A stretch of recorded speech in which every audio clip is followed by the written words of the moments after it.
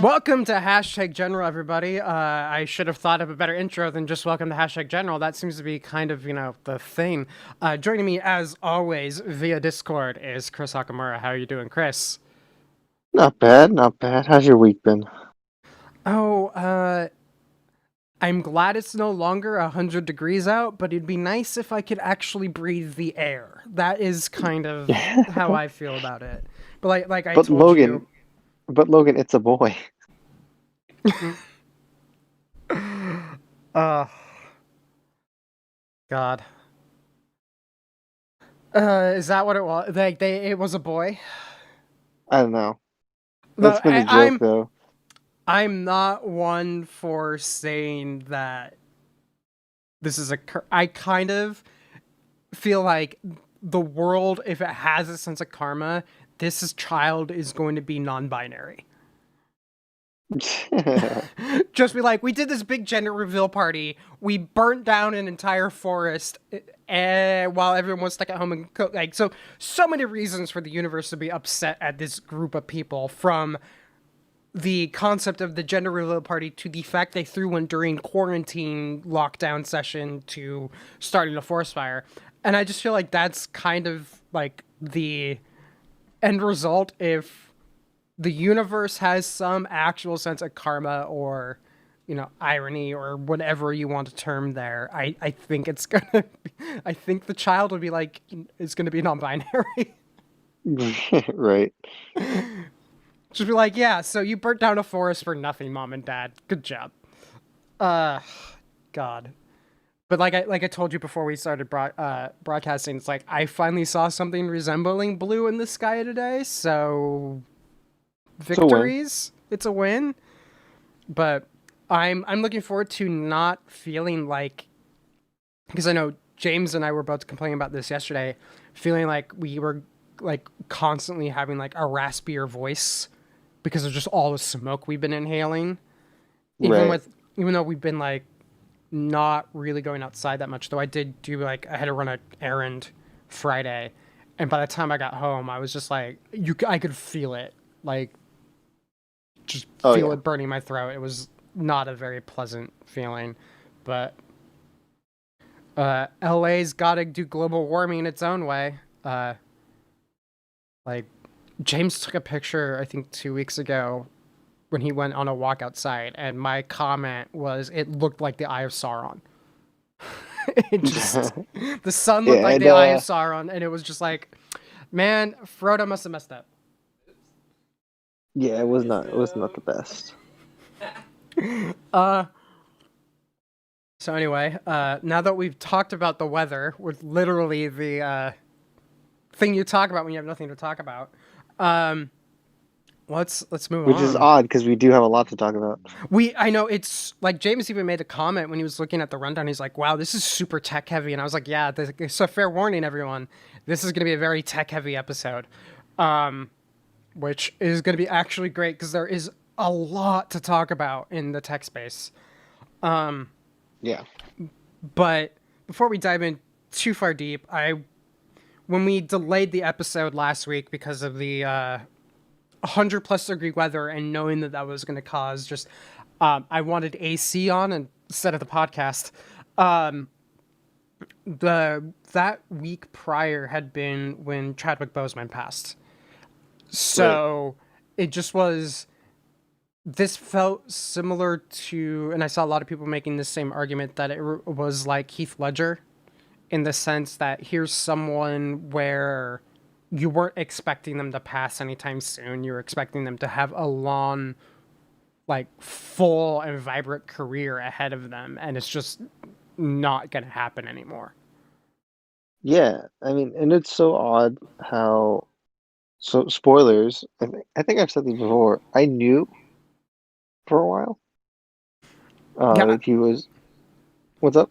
I don't think you said on the podcast, but I remember you made a comment to me that you knew for a while that something was up, but you didn't know for sure what it Yeah, was. just because there's people, there's a lot of people in LA and like there's talk, um, and like people are under certain NDAs and like can't say anything, but like it happens. Um, but yeah, we there was like a lot of chatter about it, and like I remember thinking like, wow, okay, that's interesting, but like he'll pull through. It's not a big deal, whatever. Yeah, and I remember And then the yeah, moment the moment I saw the news, I remember texting you, um, because the crazy happenstance was, as I had, for some odd reason, rewatched all the Avenger movies plus Captain America: Civil War like that weekend, and had watched Avengers Endgame the day before. So the day before all this news breaks, I watch Avengers Endgame, and while watching it, and the very end of the fight, first off, like it starts when like after Cap's been like had the crap kicked out of him, and we yeah, get the on your left from Sam. You get that moment with Black Panther striding out, and that's kind of like the big he's back moment. But then there was like another moment later in where I remember for the first time it wasn't that it bothered me, but it just seemed kind of it struck me as odd that they had another moment where when he gets the gauntlet from Hawkeye, and he he like takes off the does helmet, right? like he takes off the helmet and he's like Hawkeye or Clint or give it to me. And I remember watching it, I'm like, I don't get why he took the helmet off. Like I did not, like it just struck me as odd. And then the next day it's like Chadwick Boseman has passed, and I was just like, oh, I think they knew, and I think that's Right. why So they. so it it's been talked about, and like I've made the statement before, like Marvel had to have known. Um, and like that was such a huge thing of like, okay, if he's sick, if he's missing all this time, like if he's getting surgeries, like he has to know. Like they have to know, right? Yeah, this isn't Um, inside info from me. This is just having worked production right. So that I've always you have to get medical clearances. There's no right, way that Marvel on an executive like Kevin Feige had to have known. right. Uh, So before we get any further deeper into this, because this is what my whole thought process has been on. So apparently Feige didn't know. It's come out now that he didn't know. wow. So this was like a total in the dark. Um, and it came out that Bozeman just thought he was gonna beat it. Like he was so sure he was gonna beat it that he just didn't like no one knew. There's no reason to make contingency plans in his mind. Got it.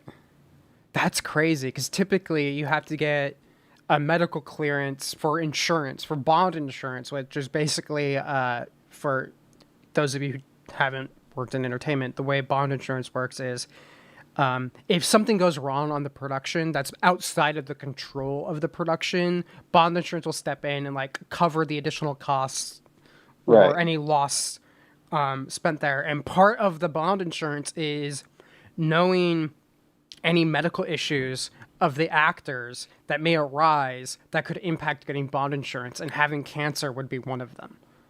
Right, of course. Which is why I thought it was weird, but apparently, yeah, Feige came out and said like, yeah, we're shocked to hear, blah blah.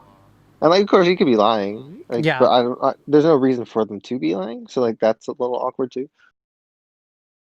yeah, but So it was still just kind of sad. like, yeah, very sad. uh, so, because again, it's Chadwick Boseman was a, was sad to say was a very talented actor. Outside of just being Yeah. Black Panther to everyone, he was a very talented actor. So I was laughed because the joke was like when is he gonna play Barack Obama was like the joke that I've heard Yeah, quite a bit because he had every especially it's kind of funny the timing of it, right, of like all the social justice stuff and like everything going on now for him to be like the black actor of the last decade probably, um and just playing every single iconic black role that you could think of, for him to be the one that is has passed away is like really really weird. yeah, because like that guy was on the upward trajectory, like easy. Like I wasn't. Yeah, He was already Academy Award nom, wasn't he? Yeah, I mean, it's not like came out of nowhere. Like, it's not like Yeah, Black Panther was like the only thing he'd done. yeah, like 42. Played Jackie Robinson. Yeah, Uh, he played Jackie Brown. yeah, Get On Up. Um, Hmm. then God, there was another one. He played General or Attorney General. What's his name? Oh, Winston Marshall, Justice Thurgood or Marshall, Thurgood like Marshall. which is one. That's one of his films I still need to see. Um, but He was in the NFL film Draft Day. right, I remember seeing that and just being like, oh, I'm okay. Let's watch Kevin Costner. Um, but no, that's I think kind of the thing is even if he hadn't been Black Panther, he still would have been recognized as a talent that was up and coming in some way, and just kind Could argue of that he's not even up and coming. Like that he had yeah. arrived. Like he was I mean, if anything, Black Panther put him on the map for everyone who wasn't in entertainment. right. Um, but if you were in entertainment, you were starting to recognize him and his name before Black Panther even was on the scene. Of course. So it just was kind of, you know, sad because, of course, 2020 is just the year of hell. So, Right. like, let's hit fast forward and get to 2021 and hope things change. But, yeah, so Wakanda Forever. Uh, and that kind of does cover a bit of what I've been watching playing, but let's ready to move on there, Chris. Yeah. All right, so real quick, like I just said, I've been watching some Avengers, but I also started playing Crusader Kings 3, which is uh all sorts of crazy fun in its own Game of Thronesian way. That's I've kind of watched what so many people play. it's. I've watched so many streams. I signed up for Game Pass because it was available on there, and I'm like, you know what? I want to try out this game instead of like buying it for $60. I'll try it out and spend $1. Right. It's such a fun game. Uh, then again, I also like a lot of Paradox's stuff, so it's kind of right up my alley. But that's what I've been up to. How about you? Uh, kind of the same. I'm still playing Avengers. I've been playing for about a week and a half. I've about 50 hours in. How are you Um, liking it? I love it. Okay. And so the all of my concerns, well, 90% of my concerns have been taken care of. Um, the only thing is the technical aspect of it, which there's a big patch coming out in the next week or so, they said, that should fix the majority of the problems that I'm having. Okay. Good. So that's fine.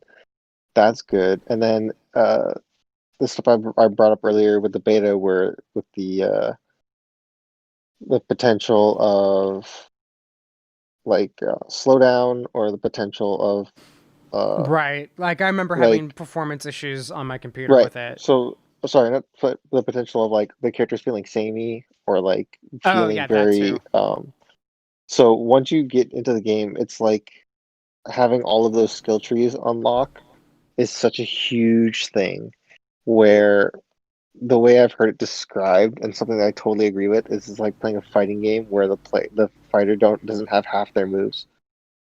Mm. So like yeah, if you take Street Fighter and you take Ryu and you don't he doesn't have Hadouken and he doesn't have Shoryuken, like is it Is still that fun to play? yeah? Is it Like still him? and you're like, kinda, but it's way more fun if he does have those things. Fair. So then you have that situation. Yeah, And because so that's I kind of the remember. point. Oh, go for it. Yeah, no, that's the thing I remember with the beta is that it was just kind of. I didn't feel like I was doing anything different from character to character in that opening sequence. Right. So that really changes as the game opens up and as you start to get more skills and abilities and like the gear and all that stuff. Like once everything opens up to you, it completely changes everything that the game tries to do. Um, so yeah, I'm playing that a ton. Been playing a lot of Among Us with friends. I got back into chess. Cool. Trying to think what else I've done. Just more Valorant, League of Legends, stable The things. staples, yeah. But yeah, that's pretty much it. Yeah. Um, no, I don't really have much more here. I'm glad that you're enjoying Avengers because I remember, like, by the time, because you were like, try it again with the controller. By the time it actually, because we had something else going on afterwards where I wasn't able to finish the download. I don't remember if I was uploading something or James was downloading something, but I had to pause it. By the time it actually finished downloading, the beta had closed. Oh so, no, so I actually still haven't tried it with the controller. So, it's it's very good. I would highly recommend it.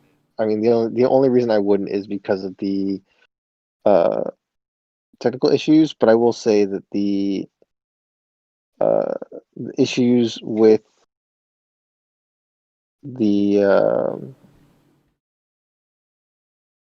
what was I saying? Oh, the issues that we had like story wise or gameplay wise are completely alleviated from my side because the thing was the story is fantastic. I will say that. that's the thing is Um, I've been very tempted to find a let's play of the campaign and watch it I mean, I because would I would highly do that because the story is absolutely fantastic. And like, you're everything not I've a oh, keep going.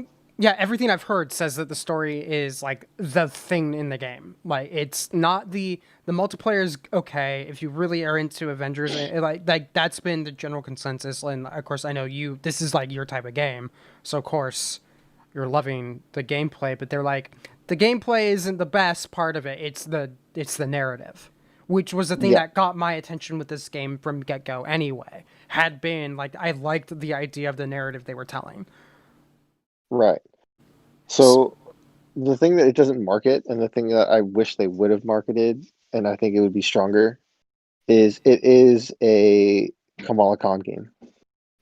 You're Yeah, it's her story through and through, and like there's no mistake that like she is the main driving force of this game. Um, and I think it's sad that she's not front and center. I understand from a marketing perspective why she's not, but she really should be. Um, and like it would. I think the marketing of the game would be a lot more clean if that was the case. If she was more front and center. yeah, but I think it was. I can't remember if it was the Polygon or the Verge review, but they basically said that she made the game She, worthwhile. yeah, she is. Did you have you read Miss Marvel comics like the Kamala Khan stuff? No, I haven't read them, but I'm familiar enough with the backstory because you've given me a lot of the details in other conversations of her backstory in the past, and of course, I am a sucker for Wikipedia entries. So, yeah, like I know she's like a big, fan of Captain Marvel. That's why she takes the name Ms. Marvel. She's kind of got like the Plastic Man elasticity thing going. She's yeah, she's a very interesting character. Yeah, So so the I'm thing glad that that I she's getting love prominence. so the thing that I love about this story was just as like very top level, right? She obviously she's an Avengers super fan, right? So like if Avengers were a real thing, what is the top super fan? Like she's the person that writes fan fiction and like loves these people, and she has in her room she has the statues and the posters and she's just that kind of person, right? So if the Avengers break up, if the Avengers become like enemies of the state, and then all of a sudden this person gets superpowers, what happens? Yeah, Like, so obviously she goes to find them and bring them back together to like fight to get like she finds them to help her fight this threat, and it's her kind of gathering the Avengers and re-inspiring them to fight, right? Like that's the story of the game, yeah, and it it's honestly it's a solid like everything I've heard about the narrative just strikes me as a very solid, well thought out narrative. it's fantastic. I love it. Um, it's by far the most endearing part of the game. It's by far the most um kind of, yeah, like it's so good. It's extremely well done. Yeah, that's yeah. I one of the reasons I also think of like watching a YouTube Let's Play is I know that if it came down to it, like with Baldur's Gate 3 entering early access at the end of the month, Cyberpunk coming out even later. I just there's so many other things that I'd rather put my time towards than Right, Avengers, like as a game to play, because I didn't gel with the gameplay when I tried it. But that there's, right. as previously discussed, there, you know, should have tried it with something else or done a little bit different to see how that would work. But like I know I'm gonna want to play Baldur's Gate, and I know I'm gonna want to play Cyberpunk, and I know I'm gonna want to do like all these other things. And Avengers, like I can watch the Let's Play and get out of it what I was gonna get out of it, Right. without you know buying the full game and playing the game that I wasn't necessarily Gung ho overly about, right? yeah. So Right. yeah, Makes no, sense. but yeah, no, I'm glad you're enjoying it because that's the thing that I've noticed is that everyone was like concerned about it. Then it came out, and it was almost like a lot of the concern went away. Um, it was just like all the pre-launch buzz ended up just kind of fading to nothing once people actually were able to play the full game rather than just the beta, and seeing a few demos here and there. So, which I mean is probably the not necessarily the best way that could go. It just there's so many other problems that they had marketing wise, but it's like having a launch that kind of was quiet and not a uproar of how bad it is probably like one of the best outcomes that could have happened for them. Yeah, definitely. But let's move on because again we have a ton to dig through.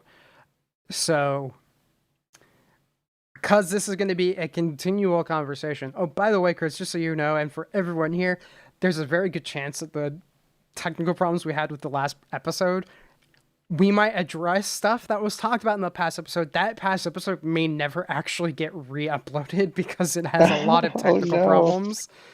Like by the midpoint of the broadcast, it is like gone. It was, I think even my audio was busted. It was kind of like a ooh, but James is Sad behind the times. board now. Like it's working fine now. Evidently the problem was me. James of course is like, of course. Yeah, I am always the problem. But this will be probably a continual topic forever now because they can't seem to not be children. Apple versus Epic has continued to be a thing.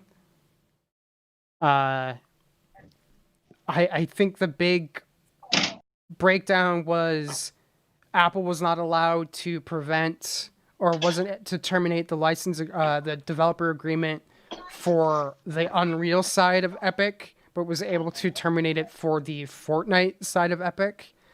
Right. Epic is now suing to get back on the App Store, claiming it's lost revenue, even though the judge said in her injunction, I don't see why you guys should, or Apple should be prohibited from blocking you when all you would have to do is undo what you did yourself. Like, this Right. is, like, again, falls into the, Self-caused. yeah, self-caused harm, so it's not, it just, I guess to cut to my whole thing, and this is what I said last week, so I'm going to say it again here in case you never ever see that. The best case scenario for consumers is one where both Apple and Epic are pissed. Like, neither one of these sides deserves the win.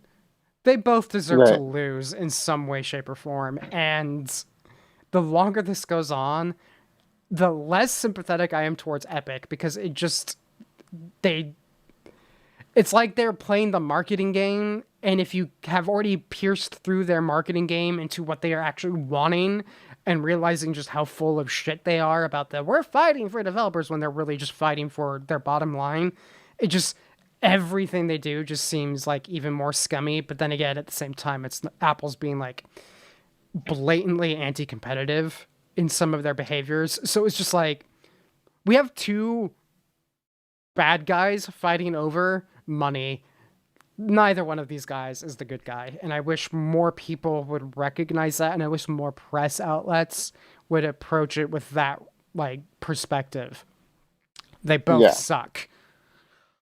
Um, I don't know if you have more take on it beyond my just little rant there, but No, I mean you pretty much nailed it. I mean that's pretty much the crux of everything kind of that's happening. That this is just bad for everyone. There's no winner here unless, like, there's no winner unless they both lose, yeah, like which isn't going to happen yeah, unless like they come to some kind of agreement that they're both uncomfortable with. or a court orders them to do something. Right. Um, like I think you see this a lot because what I find funny is I was watching Gamers Nexus because and we'll talk about this more as we get further along in tech because they were doing a review on something and Steve, the host on that channel, had gone on a rant about how everyone who like follows Apple is a member of a cult, and I was just like, you must not actually pay attention to the Apple community, like the community around the Mac and Apple devices, because we are all bitching about Apple right now. Like I we're think not I happy think with Apple right now either. It's I think there's a difference though between I think what he's referencing is more the casual Apple audience, mhm.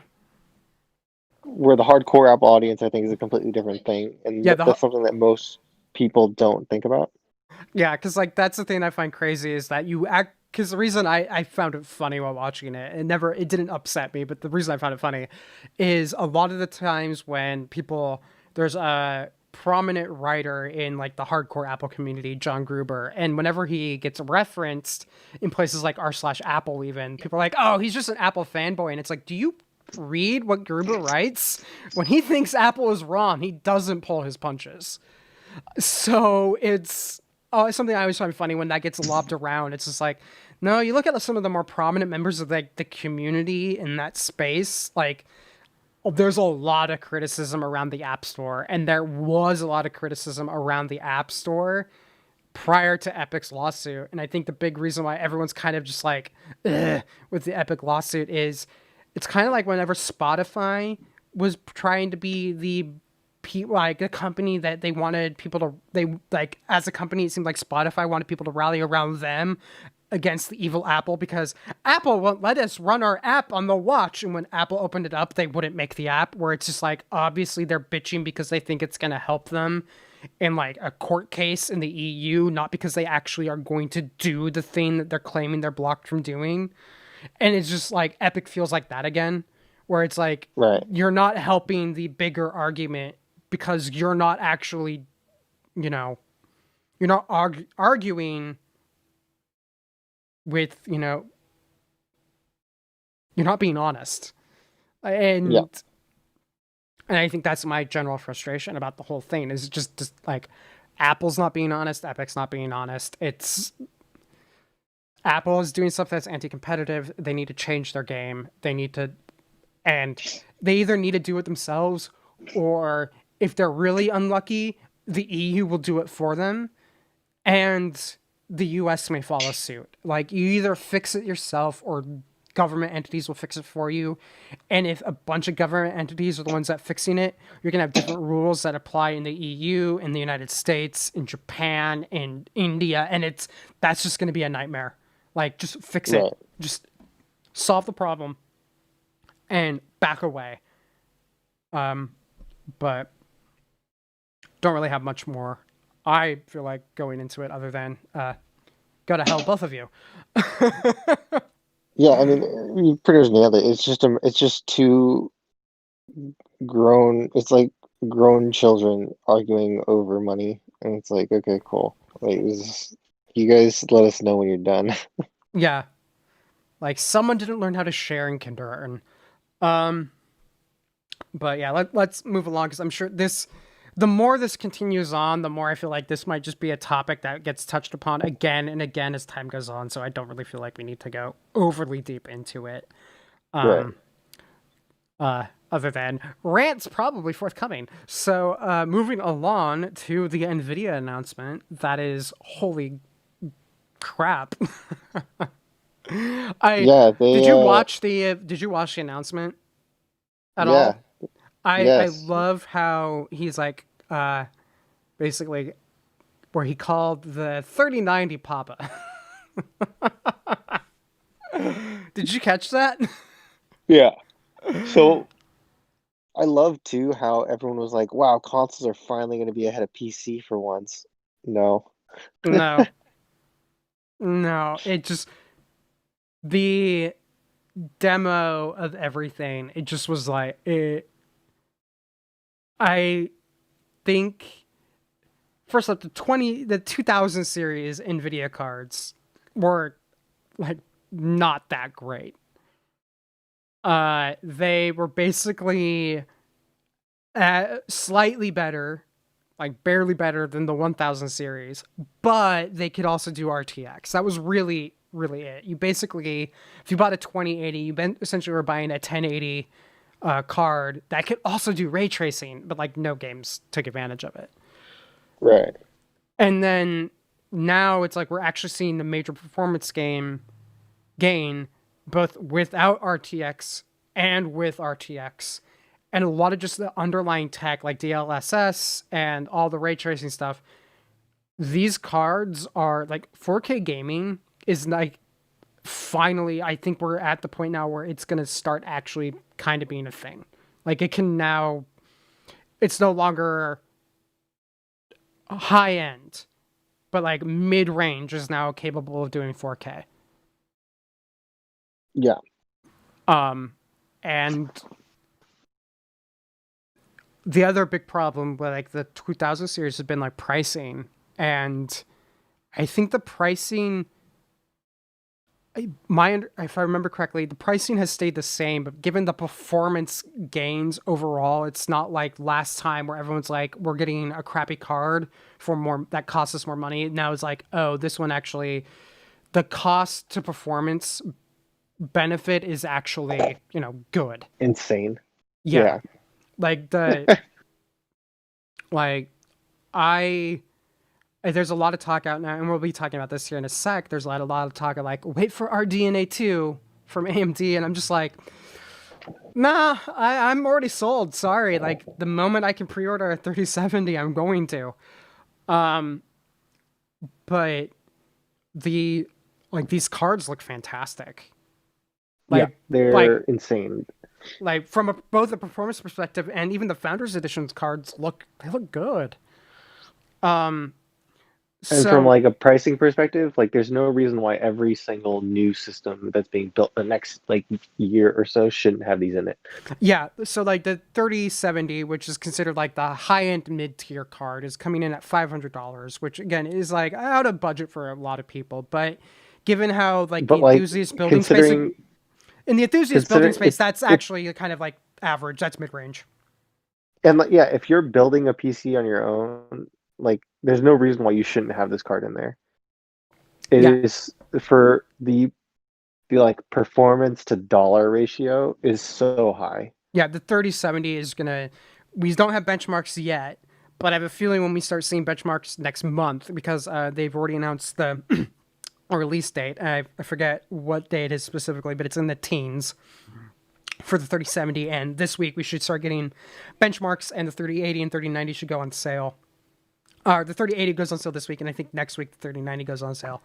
But the 70 series has always been like the heavy hitter when it comes to price to performance. Right. And so I think you're right. I think this is like if you are not being super budget conscious, this is the card to get.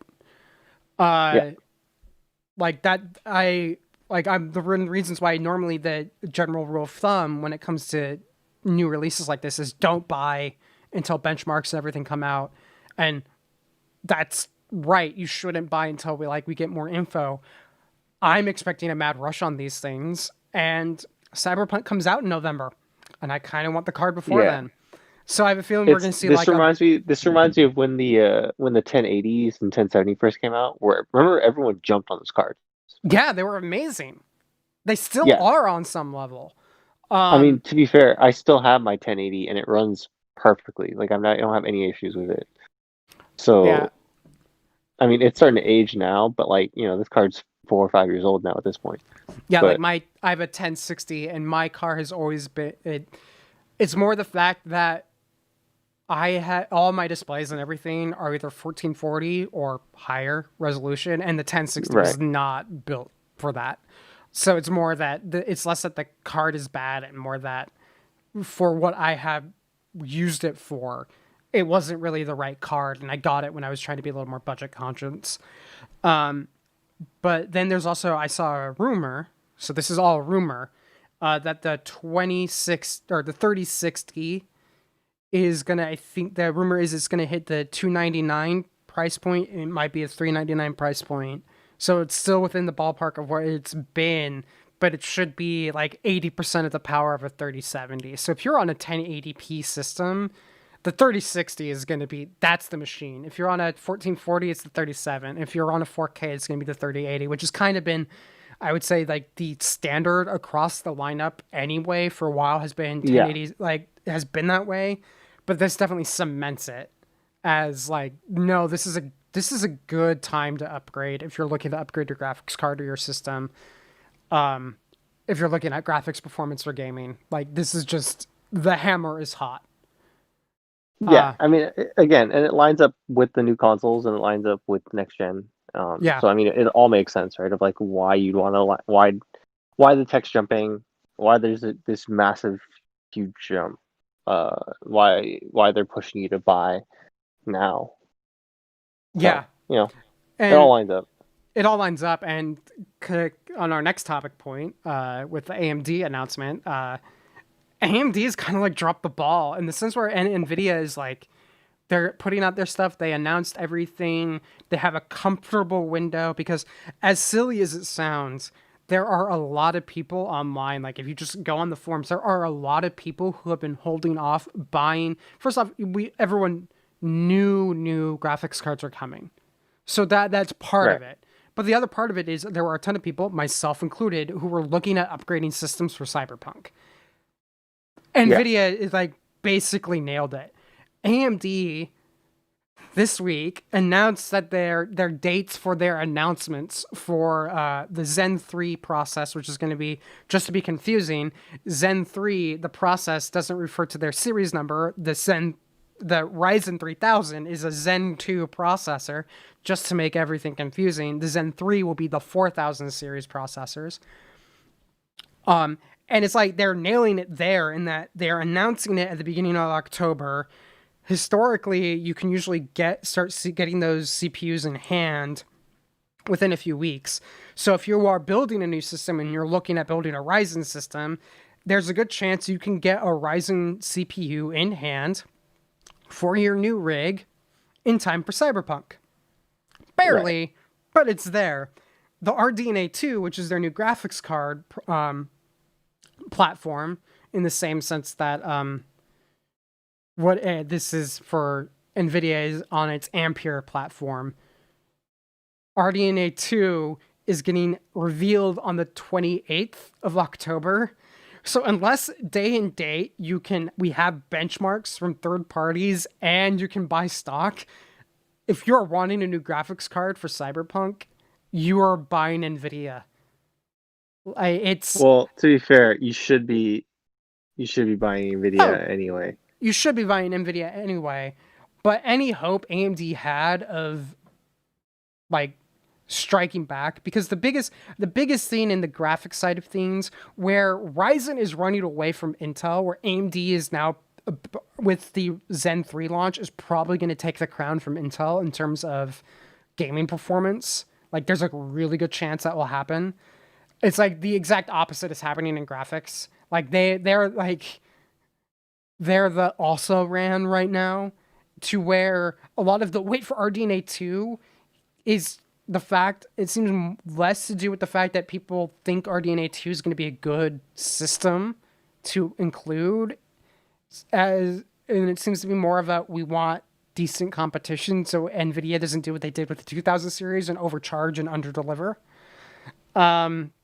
So it's like they're conceding, because there's no way that people are going to be putting that in systems for Cyberpunk, but I've also seen there's some people who speculated that the real reason why it's getting delayed like that is they don't have because unlike Intel, AMD doesn't own their own fab. They actually have to outsource it to like TSMC. They aren't able to make their own graphics cards in bulk for that and fulfill the orders that they're getting from Microsoft and Sony. Because as much as everyone's talking RDNA 2 for PC side, AMD won the console war essentially this time. Both consoles use a Ryzen-based CPU. Both consoles use an RDNA 2 based GPU. AMD won this round. I don't think Nvidia. To be honest, I don't think Nvidia really cares.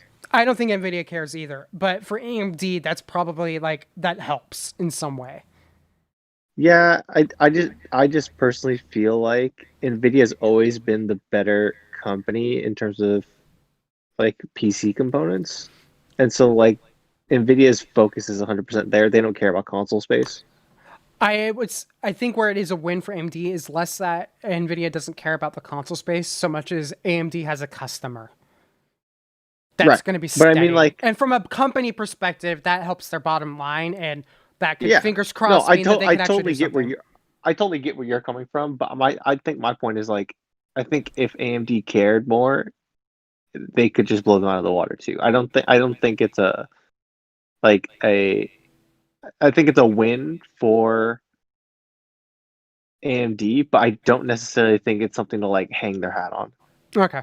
I think You know that's what I'm saying? actually, yeah, I think that's a fair assessment because they basically, for another round of graphics cards, another generation of graphics cards, unless RDNA 2 is mind blowing,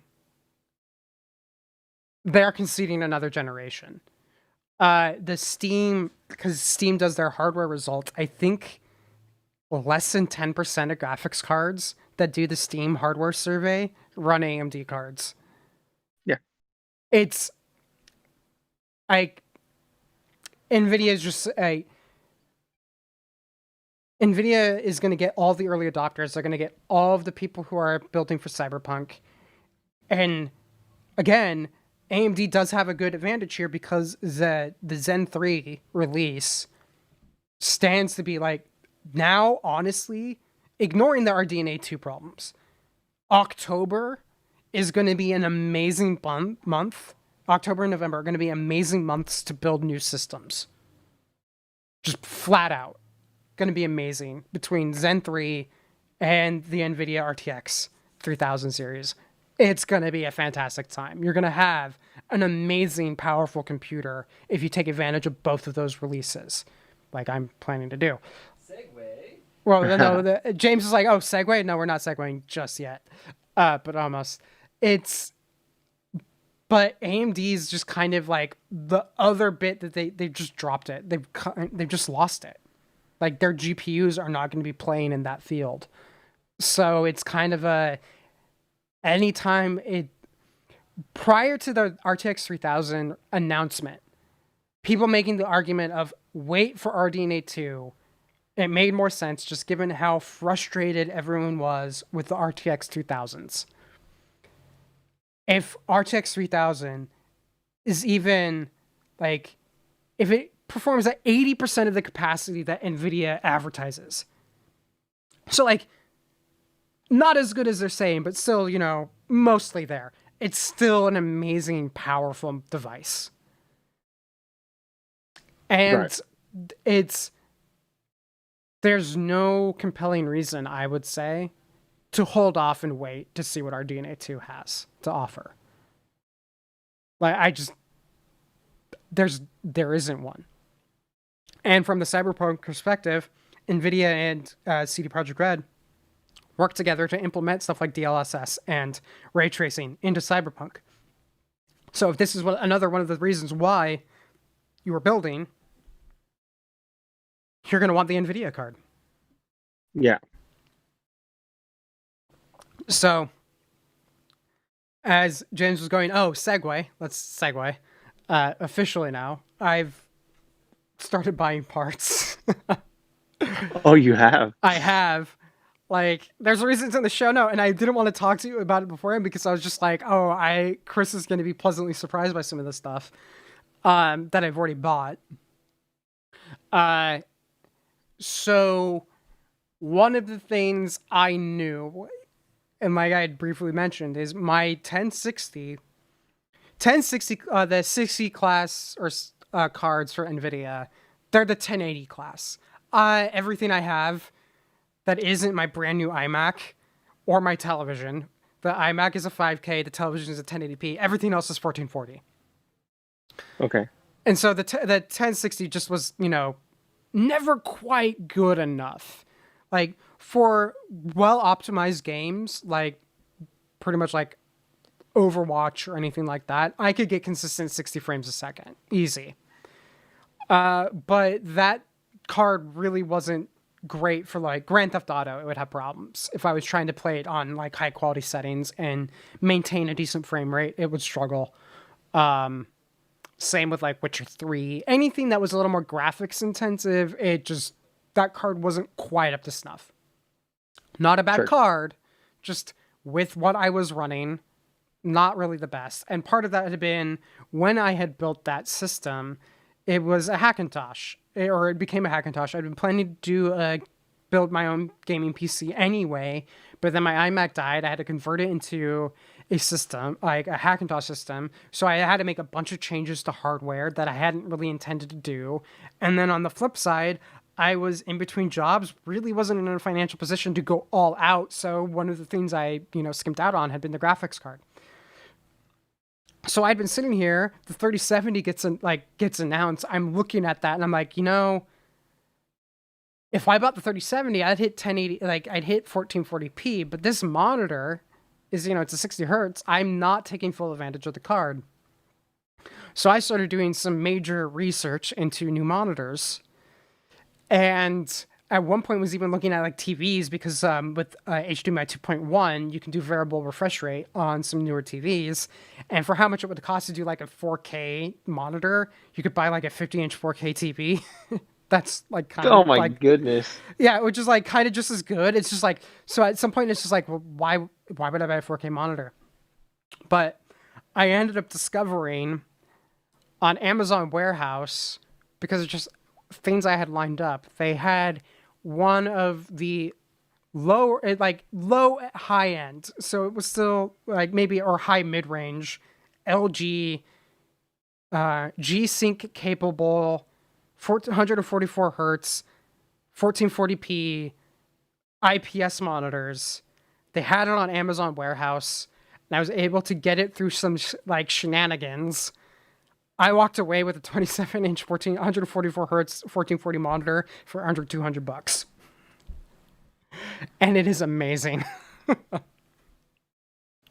So I got that in anticipation of the 3070.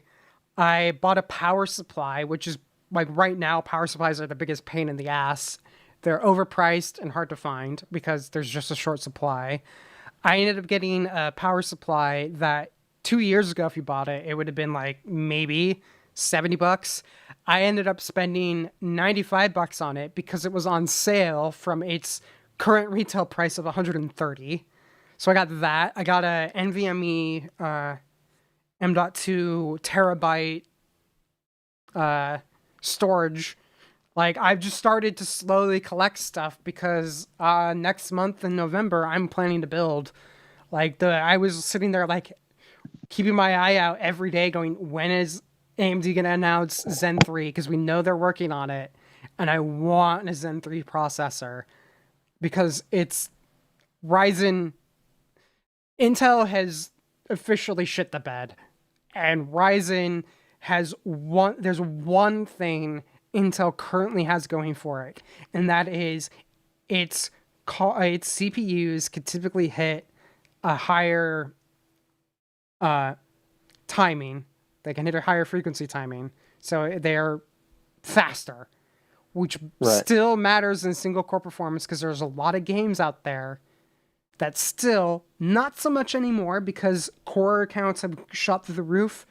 More current and next gen titles are taking better advantage of multi-core processing. So that advantage is slipping away, but Intel still had the single core crown. So for some games, that would be the difference between, having a faster frame rate. And it looks like Zen 3 might take that crown away. And even if it doesn't, it's still probably going to be it's like I said, now is a great time if you're looking to build up a machine. There's a lot of good tech that's coming out. And I've just been slowly accumulating stuff and keeping my eye out on sales. And it's exciting to be in research phase again and to be looking at parts and knowing what I'm going to get, waiting for them to go on sale. It's exciting. I talked about this a couple of months ago, how I was kind of feeling the itch to build again. And it's nice to be, in some ways, I'm building the system that I wanted to build when I built the Hackintosh. And I'm not having to skimp while doing it. Any budgeting I'm doing or like going for a lower priced item is being driven it's being driven by financial prudence, not necessarily out of, Need. a limited budget or need, which is kind of, yay career. But it's kind of, it's nice to be able to put that system together and slowly put that again. And I'm tempted to live stream my build, as much as that's probably going to be a major disaster in the sense that I am not like a tech tuber who builds computers all the time. But it's still, I'm looking forward to doing it, and getting that 3070 going, and then, booting up all these games and just playing them at the highest capability I can. But that monitor specifically, like my 1060 is not really good at driving some of the best looking games out there on that monitor because it can barely hit 60 frames with some of them. But on some older games, even I booted up, of all things, Star Wars: The Old Republic and Lord of the Rings Online, because I knew that graphics card could push all the way to and take full advantage of that 144 hertz. That display is amazing. It is beautiful. Yeah. And the thing that got me is, prior to buying that display, the reason I wanted the refresh rate is more, I am very much a stickler or a sucker for graphics. Sure. I will obviously clearly sink money into a system to get the optimal graphics performance because I want everything to look pretty. But for the longest time, I would have said the reason why I was interested in variable refresh rates was more to get rid of the clipping or anything like that. That's what I really wanted it for. The 144 hertz aspect of it was less of my concern. I was like, if I could get variable refresh rate and it only hits 60 frames a second, I'm I'd be fine with that. I'm okay with that.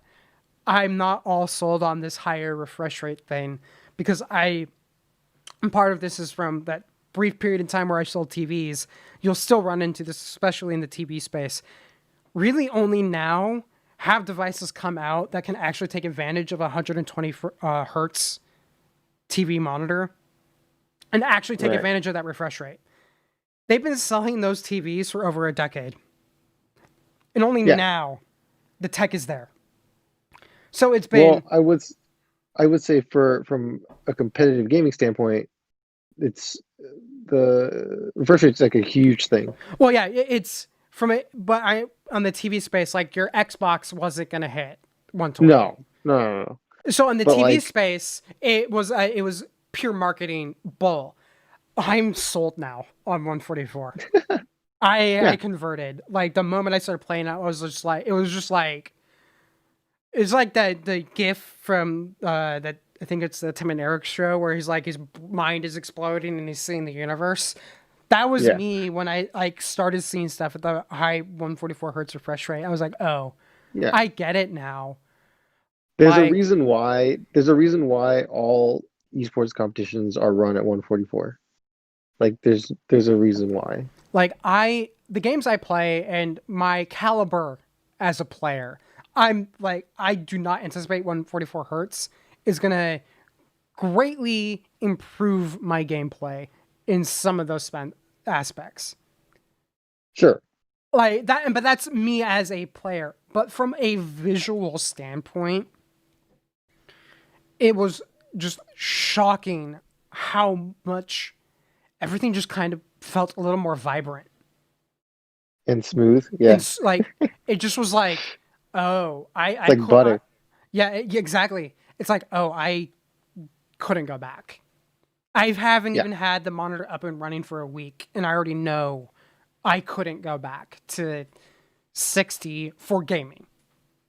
Pretty much Yeah. everything else, 60 is fine. I mean, my iPad Pro can do 120 hertz, and it's Right. nice. It's nice. You could like everything's a little bit smoother, but it isn't like groundbreaking.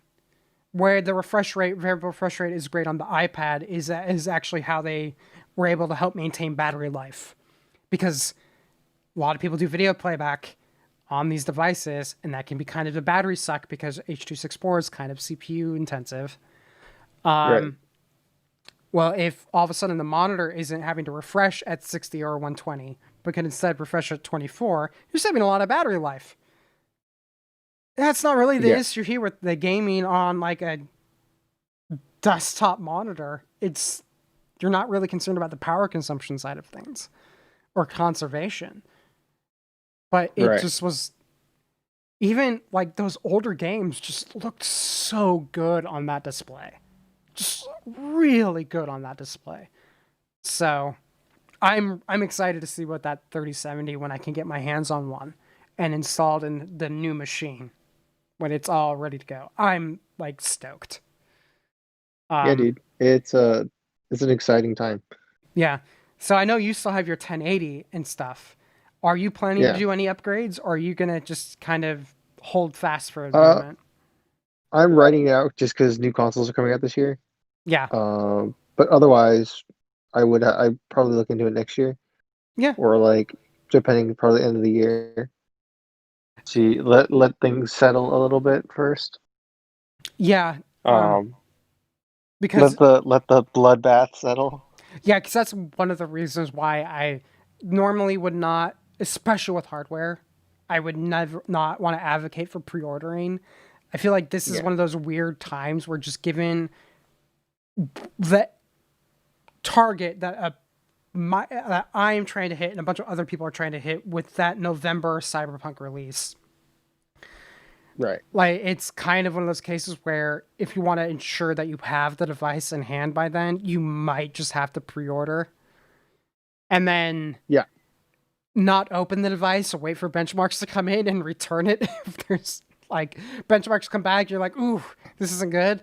Return it. Because the other concern I have is if you don't get it on that first pre-order like grab, that prices will inflate. And all of a sudden, instead of being a $499 card, the 3070 becomes like as expensive as the 1080 would be. Yeah. So like that's what happened with the 1080 where when I got my 1080, it was like price gouging and sold out everywhere. And so all I did was sit on like the in stock websites and like get alerts. And then I would just, as soon as I would get the alert, just like go on there and order one and try to get Yeah, one. because And eventually it worked and I got one. the thing with the 10 the that 1082 was that there was a lot of competition from mining. Yeah. Um, That was when the Bitcoin stuff was big. yeah, and that inflated all of that. Those graphics cards prices were basically inflated for most of its, when it was the Yeah. flagship, prices were essentially inflated the entire time. Like, you were Yeah. lucky to find the card at MSRP. Um, Right. which is one of the reasons I ended up getting the 1060. Um, because, it ended up being one of those things where if the 1070 was actually not price inflated, like, it would have been like a lower end, like, car at 1070, or would have been within my price range. Right. And it just was like, it just wasn't. So I'm probably going to jump on the pre-order train only because I don't want to get caught in the price wars. I'm less concerned about the Zen 3 because AMD tends to be really competitive with its pricing. Right. But who knows what Nvidia stock's going to be because they're not allowing pre-orders. Yeah, What was that, so we'll James? see. Yeah, that's James was just like, could you just return if it's bad? And I was like, yeah, that'd be my thing. Is if I pre-order it, I'm not gonna necessarily open it up right away, as tempting as that would be, because as benchmarks and all sorts of data come in, it might end up being the card I ended up grabbing. There might be problems with it that a reviewer might be like, look, don't buy this card. Like its heatsink isn't properly applied. It's like, yeah, I'm gonna return that. Yeah, Yeah. we could fix it. You're right. I could fix that, So but the that's the thing thing. that I the thing I would say is if you buy um so every graphics card I buy direct NVIDIA or GeForce cards um or EVGA.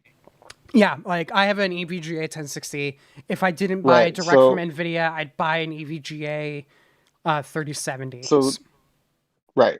So the thing that I will say, if anyone's watching and they're buying parts or talking about any of this stuff, looking into it, buy directly from NVIDIA or buy EVGA because they have the best customer service EVGA has the for any of best this stuff. customer service, and I think they have better warranty than most of the other A and B partners. Yeah, so like all of my cards are EVGA, and so like anytime I've had issues, I send them a message. Even if the warranty is not covered anymore, they're still like, okay, cool, we'll like repair it, or if we can't, we'll send you a new card that's like equal value or Yeah, equal like to what your card is. And I was like, cool, that's fine. yeah, And that's without a warranty. So like, you know, they have fantastic customer service. It's something that I would highly recommend. yeah. I'm kind of glad you said that because that was actually the reason why I was either going to buy an Nvidia Direct from Nvidia, or I was going to buy an EVGA for those exact reasons. So, Yeah. I've never had a problem with either one of them. yeah, so another the plus one essentially from me on the EVGA recommendation. So, but that's kind of where I'm at. Is I'm just slowly accumulating parts. Like the reason I got the storage when I did was because it was on sale. Like, and that's like the thing about having known and realized even prior to the 3070 announcement. Like, I think I bought that before the announcement even of the 3000 series cards.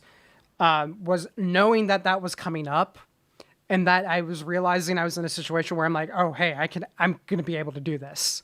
I've wanted to do Right. this. I'm gonna be able to do this. I could keep my eye out for sales and just be like, I can hold off until like October buying some Right. stuff. Just slowly accumulate. Which is why I say like I spent more money than I planned on the power supply, but I got a better power supply than the one I'd been looking at, and I still saved because of how crazy power supplies are right now. I still ended up saving like $30. It was just so yeah.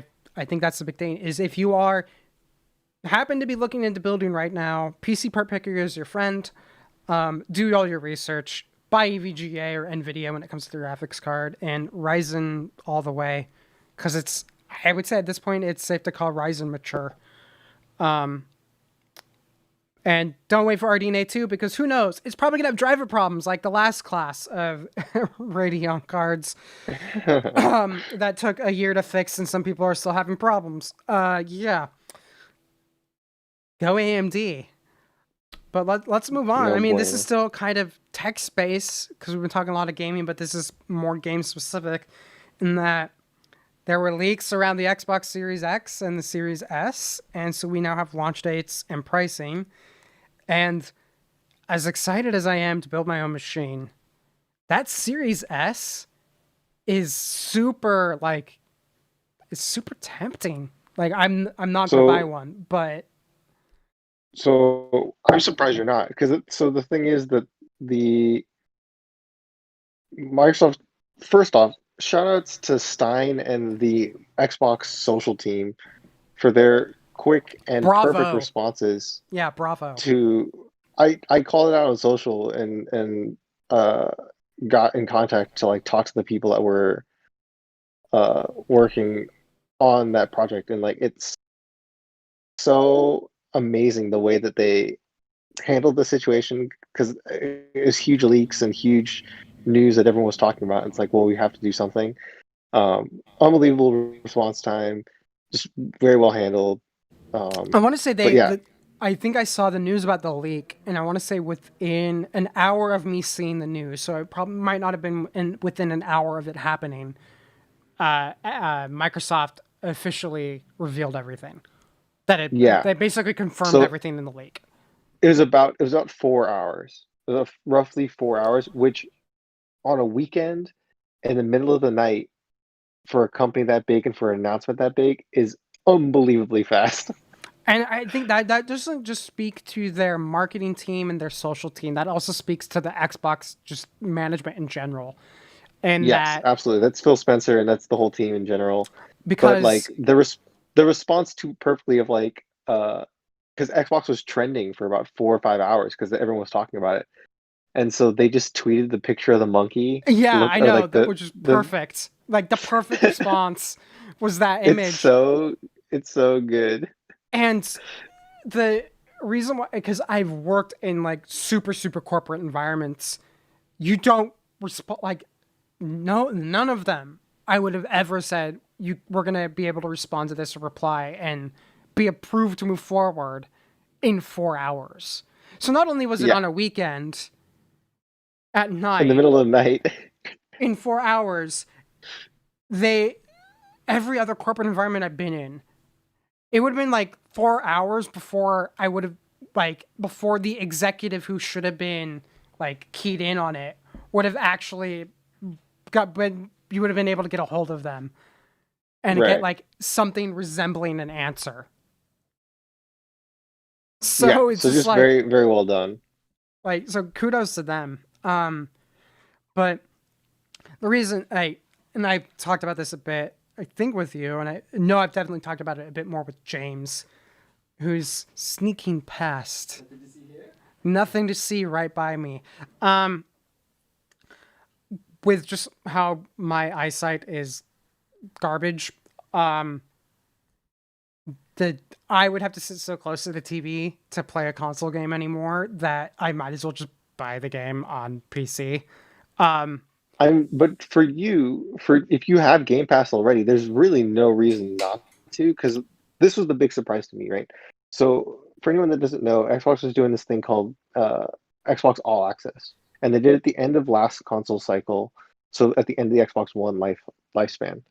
And so it's like that phone plan uh, strategy where it's like, hey, buy this console, or like we're gonna give it to you for this low monthly cost or whatever, and you just have to pay for the service. And like the console ends up being way cheaper than normal, but like we're getting you another service. Like the whole point was to push Game Pass, right? yeah, So the thought process behind everyone's kind of mindset was like, oh, well, they're mainly doing it because of like they want to sell this Game Pass, like, and the consoles are super cheap now, so there's no reason for them to push the console anymore.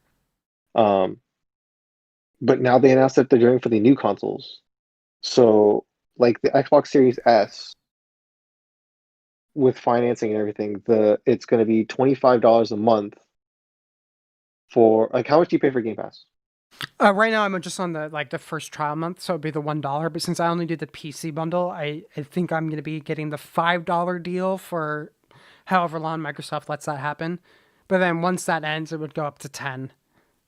Okay, so like $10 a month, right? Yeah, and if I know if I went up to 15, I would get the unlimited or whatever, so I could do console Right. and it's like yeah, it's like So it's like so the thing is, so think about it this way, like so for Xbox Series S, it'd be $25 a month, and you get the console and Game Pass, the Ultimate Edition of Game Pass. So that's $15 a month. So your console for 24 months. So you're essentially would you'd be paying $240 because it's $10 a month, right? For 24 months.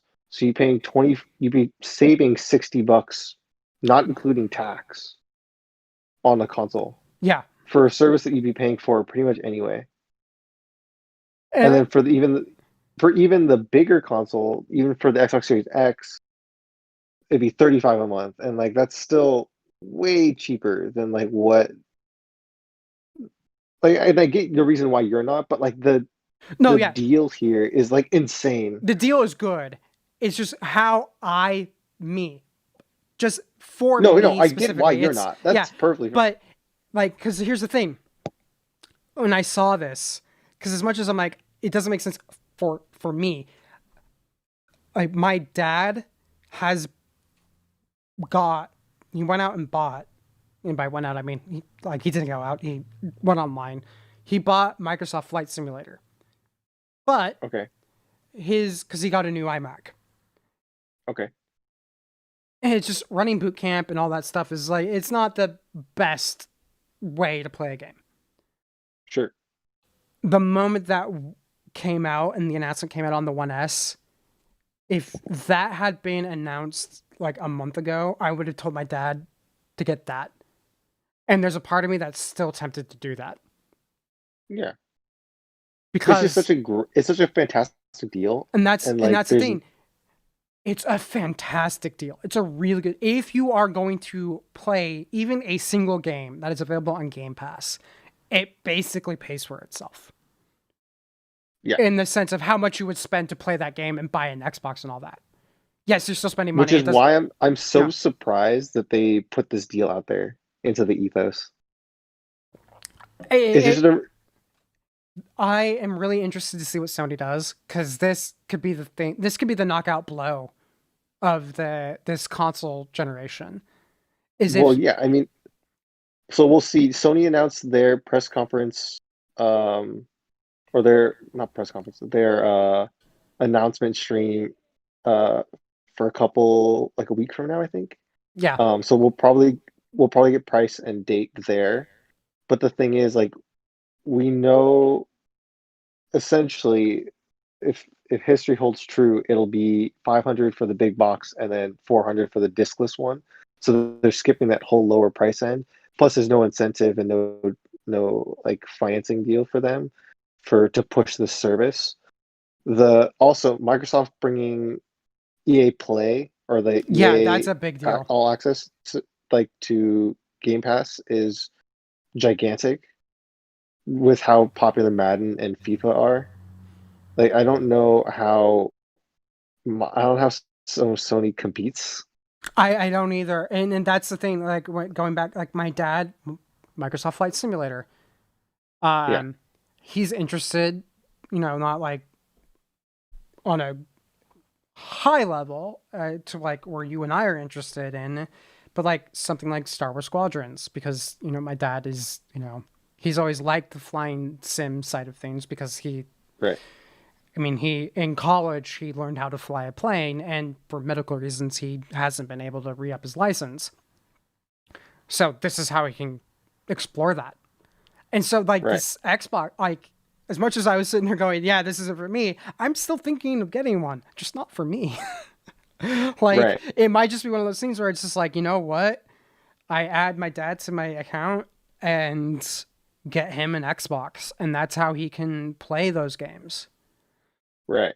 Um, I mean, it's just it's such a incredible thing. And remember too, with EA Play, Star Wars Squadrons day and date. exactly. Like, That's exactly it. And I'm like, I could like, and that's where I wish it had come out sooner because I would have told my dad not to buy Microsoft Flight Simulator. Like, I would have been like, don't buy it because we're gonna get a better deal.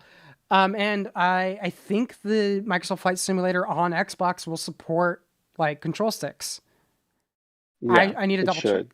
I need to double check that, but I'm just like, this might. My dad isn't a gamer in any way, but he has a few things he's specifically interested in that this device just solves the problem. Because I, at one point, had been thinking, like, do I give my dad my old gaming rig so he could actually, play those games? And now I'm just like, no, I should just keep my Game Pass and Yeah, get him the Xbox.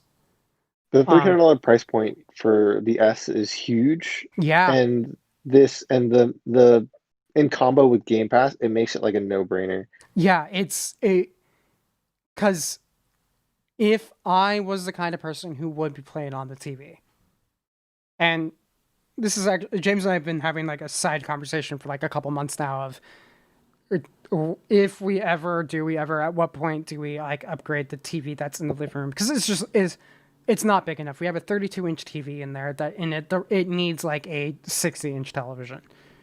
Sure. Um,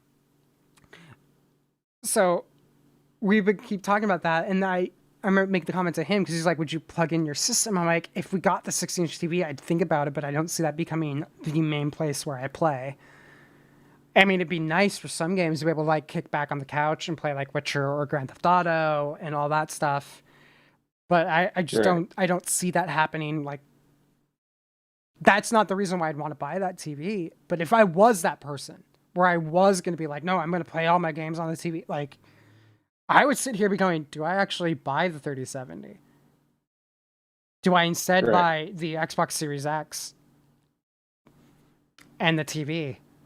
I just know if it wasn't me, if I wasn't crazy-eyed, nearsighted, needing $3,000 contacts to fix my eye problems, Logan, I'd be sitting here looking at the power supply I just bought and this like the NVMe thing I just bought and gone, wait, why did I just do this? Like, that's I Yeah. think where this console generation, as much as you and I have just said, the 3000 series blows them away in terms of performance. If I wasn't going to be the guy sitting within a couple feet of the computer monitor playing my games, this would be a very compelling reason to not become that guy. Right. Um, like crazy compelling. And honestly, it's probably going to be a conversation that, because my sister and I like have this year, especially since we're not going to be able to meet in person, have been trying to coordinate Christmas gifts from our parents, and this might just be it. So hopefully mom and dad aren't watching because they never really have, because half the time we talk about stuff that they don't really follow. And by half the time, I mean all of the time. Uh, so hopefully I don't spoil that, but it's just like, it becomes like a very serious contender for Christmas because it Yeah. just solves one whole entire problem. And because that would include on some level, like their cloud streaming service, specifically with Flight Simulator, my dad might even be able to play it at a higher quality than he could on his computer because his iMac is no slouch, like my iMac is no slouch. But that game is seriously going to be one of those games that gets run in benchmarks for probably the next decade because it is Yeah. insane. Like Mm-hmm. I'm looking forward to see what the 3080 and the 3090 do with it because the 2080 Ti can't even hit 60 frames a second. I think even in 1440. Like, it's just like that game. Like, those are all in ultra settings, by the way, but that game pushes systems right now.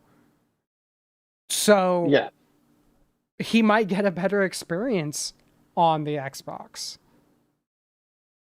So Yeah, it's and I think like again for me, I'm the same way as you where I don't play games on the TV. I mainly for me it's work stuff, but like the idea of having these consoles be so accessible and like have this wider market appeal for like especially not someone brought it up too like during a pandemic where hey some people are struggling, some people are having trouble making ends meet, but like if your child wants a Christmas present, like this is and wants a new console, like why would you ever buy a PlayStation 5 when the Xbox is yeah, available? and you can spend $25 a You know what I month mean? and Like, get everything. yeah, like I don't, you know what I mean? Like I don't understand because remember too, the $25 a month with Game Pass includes Xbox Live Gold too. So Yeah, like why, it's and you still have to pay for PlayStation Online, right? So like for for a PlayStation, you'd have to spend 500 up front. You'd spend 60 on a game and then another 60 for online play. So you'd spend, not including tax, maybe like 620 in one blow. Or you can spend 35 a month Yeah. and have it And and have you just made your kid's hundreds of games. Christmas. You just make his year. He has Yeah. hundreds of games. It's Hundreds. it's Hundreds. With like new releases coming out every month. it's like and that's I think the big thing we should really say is if you are not firmly in the PC camp, get this. Is I think Even if you are, to be completely honest, even if you are, like there's no if you have the financial uh like backing to pay $25 a month, because include it would buy you everything on PC. It would buy you PC Game Pass, and then plus any Xbox console exclusive things that come out too, you'd have. And it gives you it's that secondary option. It makes Xbox not only the primary option, but the secondary one as well. yeah, So exactly. I agree. it fits that same space that Nintendo had for a long time, where you had like remember people you usually have an Xbox or a PlayStation, but everyone had a Wii Exactly. Nintendo or was the everyone had second a one. Switch, right? Like everyone. So now with this second lower option, it makes Microsoft not only a viable first option, but a second option as well. I guarantee you, a lot of people are going to buy a PS5 and then have an Xbox Series S as a secondary. Yeah, I can see that because like my thing is like if you aren't firmly in the PC space, get this instead. But I think you're 100% right. Even if you are in the PC space, it is worth looking at. Yeah, It's there's it's no a reason. good There's no deal. reason for. Yeah, and there's no reason for you not to have like if you're a gamer and you're interested in Game Pass, which you should be. If you're a PC gamer, you should be interested in Game Pass just with the amount of value you're going to get out of it. There's so many games, Logan. There's so many Oh, games. I was scrolling through them and I was upset at how many of them I owned. Yeah, Because there's I was just like, so many games. man, if I had signed up for this months ago, I could have saved a lot of money. Um, but I think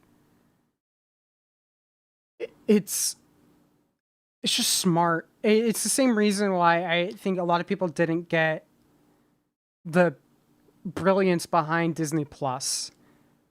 In that the what Disney looked at wasn't this is an additional thing we can charge people for.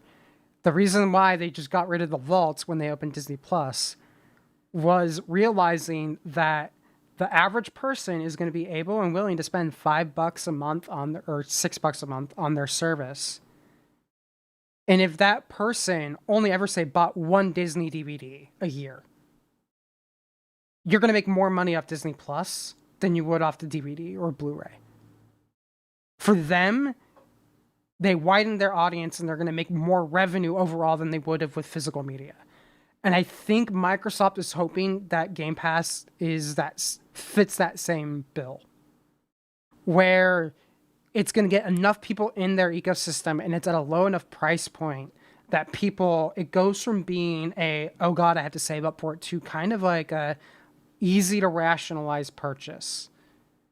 That it's going to, I think, it makes it it's the killer Christmas gift of this year. And with your whole thing of like the $25 a month thing, it's the reason why you don't see when cell phone operators finally got off of their kick of where your bill was super expensive because it subsidized the phone, but you still kind of pay for the phones. It was expensive. And then that finally died in the past decade where they realized, well, now people buy the phone outright, but no one's going to spend like people are willing to spend $800 on a phone, but they aren't necessarily going to be able to buy an $800 phone on a whim. Right. But if it becomes a $20 a month charge that's interest free towards a phone that would end up costing $800 a month overall, they're going to be willing to buy it. And that is a better deal for the consumer. Especially if you are in a more budget conscious environment where it isn't that you couldn't afford the device so much as it would take you a couple years to get there. Instead, you can just get it now. And in tech, with Right. how everything changes so fast, that's a big deal. So I'm glad this deal exists, and it's a very tempting, very good deal, just overall. Yeah. So every detail that's coming out about this, like everyone's talking about how it's not as powerful as the Xbox Series X, and I'm like, I don't care. It's that price point, and the fact I can get that other deal. Like, Mm-hmm. if you're looking at, like you said, if it's second machining, if it's not going to be on a 4K display, if it's not going to be your primary gaming device, if it's to supplement your PC, that device is fantastic. If you're casual, that's fantastic. It's Microsoft has not this console generation, everything we've seen from Microsoft has just, outside of feeling like they really didn't have much to display when they did their game showcase, I would say they're the ones who've nailed it. This They console nailed the generation. messaging, they nailed the Yeah, marketing. They've learned all their lessons from previous years. So they learned all their lessons from the Xbox. Like the Xbox One stuff scarred them in the best way possible. exactly. 100%. And like they've learned so much, and they've worked so hard to like gain people's trust back, and they did. And it comes down to Phil Spencer, right? It comes down to his views on gaming and his attitude towards the space, and God, they've done such a great job. Like bravo. And Sony's really dropped the ball. Yeah, because in Microsoft, we have an advocate for the community, Yeah. and that's important to have, And the thing considering is, that like, they are I a love console manufacturer. Phil Spencer and Microsoft's uh like love and their passion for just like, yeah, dude, let's play. Like, let's play. Let's have fun. Let's doesn't matter. Like, competition doesn't matter. Like, just do you want a Microsoft game on your console? Cool, let's talk about it. Like, do you do you want crossplay with the Switch? Hell yeah, we want crossplay with the Switch. Let's do it. Yeah. Right? Like they're always in. And Sony's always the one that wants to like no. Well, no, and that's the thing is like the Game Pass, like it works with PC. Like they look at whatever is good for the entire community is good for the Xbox. So if Well, it's remember, there's a lot of rumors of them trying to bring it to Switch. wouldn't surprise me, and it also Yeah, explains why on our next topic, like their frustration with Apple. right. So it's like seriously kudos to Microsoft because until the series like the 1S information all broke out and like that the details of like you get like EA Play and all that other stuff, I was just like I was paying attention because I'm interested in the space, not because I was interested in the device, and that literally took me from interest in the space to I'm now interested in the device on a level I would not have anticipated a Yeah, couple weeks ago. So it's absolutely incredible what they've been able to yeah, do. like kudos to Microsoft. But speaking of Microsoft and issues with Apple, Apple has finally relented, realized the error of their ways, and changed the App Store rules to allow game streaming services. Oh yeah, there's a big gigantic asterisk there. That's just a big old can of worms. So I don't know. Do you want me to kind of break this down, or do you think you should break this down, Chris? No, you go for it. All I right. want to see your take. I want to see your takes. So let's go back into a bit of history to that really crummy service called OnLive. It was not great. Latency problems. Didn't really work the best. I Apple, will I will say the idea of OnLive was ahead of its time. the idea was ahead of its And like time. The tech wasn't there yet. no. So, because of that, Apple actually had banned or blocked game streaming apps because they were just like, we don't want people to say our device is suck when it's actually your platform is garbage. And that rule had been in place up until this past week, where they have modified the rule. Game streaming services are now allowed to exist. However, you can't submit the xCloud app or the Facebook, whatever Facebook was doing app, which is why the hell is Facebook involved in here at all? By the way, screw Facebook and their Oculus stuff. because screw Facebook. Don't buy Oculus. The, um, you can't submit the xCloud app. You have to submit an app for every single game that you have available on your platform so Apple can review and approve each individual game. So not one app, but multiple apps. Oh, and by the way, inside each of these apps, if you have anything that involves any like microtransaction in-app purchase, in the iOS version of this game cloud streamed app, you have to use Apple's payment thing. Oh, and by the way, let's forget the fact that that's the entire reason we're in a lawsuit with Epic. And that's essentially it. They are, and Chris, because you can't see me, I'm going to do the air quote thing. They are allowing game streaming services, but not in the same way that they allow like Netflix. Yeah, that's what I was gonna say. Like, it's such a weird thing of like, if this is the approach they're gonna take, it's the same thing. They should take the same approach with Netflix, where you have to upload every movie as a different app. Like, there's no reason for them to have this sort of vendetta. Yeah, I can see honestly Apple's reason and rationale behind that, and where it wouldn't apply to Netflix. But I don't think it's a good enough reason to do it the way they've done it.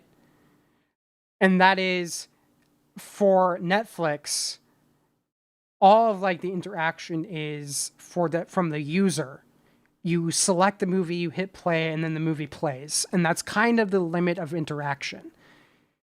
A game does require a level of interactivity, and if it's running on an iPad and how Apple wants all of their stuff to work, they're going to be more concerned about like, how does the touch interface work? How, like, because it's more interactive, I can see Apple being more particular about making sure the game, doesn't suck to play on iOS. So I could see why they want that. I also, as someone who wouldn't want every single game that I had access to on Game Pass to be something I would play on the iPad, can see it being like nice to have like a separate breakout app for like if I wanted to put like Sea of Thieves or something on the iPad. I think that would be fun to play on the iPad. Be kind of nice to have it be its own separate app. That doesn't necessarily mean that should be the only way you get it.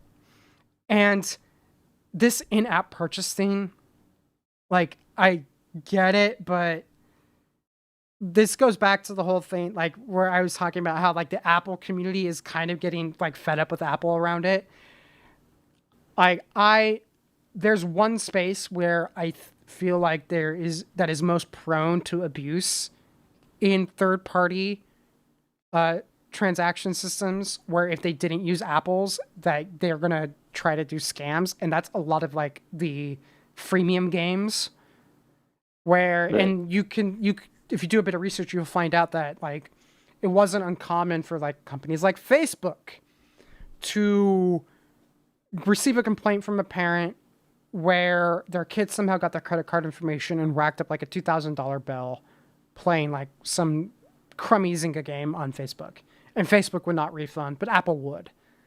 And part of that is because one of the reasons why Apple's in-app purchase system has helped curtail some of that is because if you are integrated into that system, you can't bypass Apple's parental lockout rules. So, like, if you have a device that your kid uses, you can use Apple's parental systems to be like, no, my kid can't do in-app purchases without my authorization. Just explicitly prohibit that. So I think there is a area and space for concern for enabling third-party transaction systems, but the anti-competitive side of things is becoming such a behemoth that Apple just needs to get off it. Yeah. Like, get off it.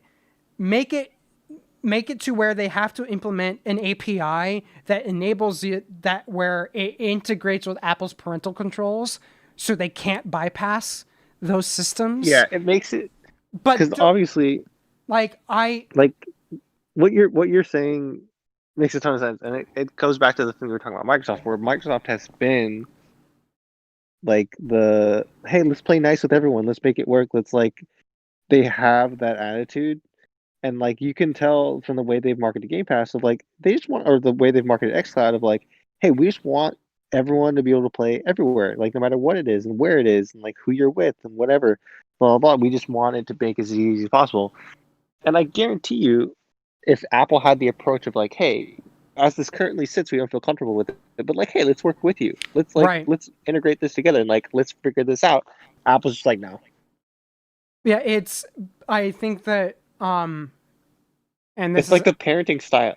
It's like parents, right? It's like the parent that just says no versus the parent that's like, no, but let's work on it. yeah, and the thing I think the takeaway on this too that came from within the Mac community and the Apple community as well, I think was best summed up by Jason Snell, who used to be he runs Six Colors, the website, which if you are interested at all in Apple coverage, good resource. But he also used to be one of the editors at Macworld, and his whole takeaway was this is entirely designed so Apple could say that they allow game streaming services while making it be like untenable for Microsoft and Google. Like they wanted to be able to sit there and point to the rules and say, no, we allow it, while not actually putting in place a system that is actually good for the company that runs the streaming service. Yeah. And that's bullshit. Yeah, and the crazy thing is there are a bunch of other rules changes that Apple announced within the past like week that really did make progress in other spaces, like making it now easier for you to manage your Netflix account from the app without having to implement in-app purchases. Like they did a bunch of stuff that enabled them to safeguard their in-app purchase system as much as they need to just get off it. It enabled them to safeguard it and keep those rules in place while not being as draconian about like accounts, because that was just there's just a lot of bullshit. And Well, so they made a lot of good steps forward, but this was one of those cases where it's like really like you're not even coming to the table with this rule set, Apple. You're just not. yeah. And the thing is, Apple over the last, I don't know, maybe five-ish years, they're starting to become the bad guy. Yeah. Especially in Like, the app ecosystem. Explicitly. yeah. They are But just not like in terms of like public perception too of like some of their pricing stuff. And like again, I don't really have a problem with their pricing stuff. I think there's a reason for it, but like there's like the pricing stuff and like the way they're handling things legally and a lot of their more like just like there's some of their practices like you're just like man you're like the evil bad guy twirling your mustache. Like I understand. yeah. Like Cause, what does your PR team think? well, I Like, I'm very remember curious. some people have made a like observation based off some comments Steve Jobs made right before he passed about how if this epic lawsuit was going on right now with Apple and if Steve Jobs was still alive and still CEO, we'd be getting a very, very different Apple response. Not in the sense that they'd be willing to play ball with Epic, but Steve Jobs would probably have penned a letter just that flat out calling Tim Sweeney on his bullshit. Yeah. Doesn't change the fact that Apple would still like isn't like the good guy in this situation, but like there's no way in hell Epic would have been able to carry this torch of we're the good guy as far as I could, because Steve Jobs would have flat out been like, no, you're full of shit. He would have said that, and he would have just broken it down and been like, no, you're full of shit. Here's why. Go to hell. And it would have been kind of honestly a little bit refreshing, because on some level, and this is the one concern about the Tim Cook era of Apple, has been it feels like Apple has lost its vision because the product guy, like, who's the product guy? Steve Jobs was the product guy. He wasn't the operations guy. That was Tim Cook. It feels like the product guy kind of went away. And they're just iterating. Yeah, and there are still some really talented people at Apple who do, I honestly believe, give a shit about the products they make and how they work. Um, like Craig Federighi, who's their head of like, who heads iOS and macOS development. I believe he does give a shit about his job and what he does and the I would Mac. assume a lot of them, everyone there that's higher up product side cares. I think But the difference is like there's no fire that's lit under their ass to like innovate. So but you get stuck even as creative as you are and as much as you care, you get stuck in a rut of like iteration. yeah, but where you have that with the Mac side and like the software side, there's I part of me has wondered if the seemingly lack of innovation at Apple in the latter half of the decade had been them realizing that they needed to get off Intel and onto their own silicon, but they weren't ready yet. And so they kind of were just like, we need to just kind of keep going until we can make the leap. And I'm hoping that's the case. Because as Right. excited as I But am for even about Apple Silicon, like if they put out an Apple Silicon MacBook Air and it's the exact same MacBook Air as it is now, it's just the chip is different, I'm gonna be worried. Um, well, yeah, I think like the thing that you see quite a bit, like have you watched all this stuff came out like maybe a few years ago when it was when they were doing the iPhone like 10th anniversary or whatever, like when they're celebrating that, there were a ton of videos that got put out by like CNN and by Business Insider and a whole bunch of other people. They did interviews with the original iPhone team about like how they made the iPhone, how it was like concepted, and all like the whole process of development for the iPhone.